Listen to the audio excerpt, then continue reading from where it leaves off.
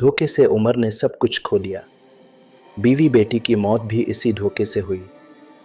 इसके बाद उमर खामोश रहा, लेकिन इंतकाम की आग सुलगती रही। उमर को इत्तला मिली कि इसकी बीवी बेटी की मौत के जिम्मेदार गैंग के साथ हैं। यह उमर के लिए इंतकाम का मौका था।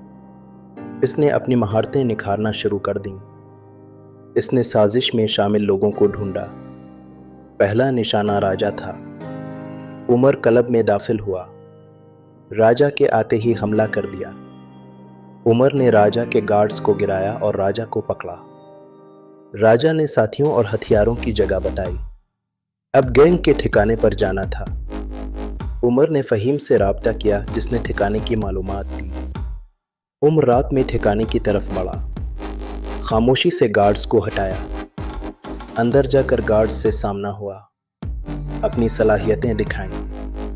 आखिर में उमर सरदार के कमरे तक पहुंचा। लड़ाई शुरू हुई। उमर ने सरदार को शिकस्त दी।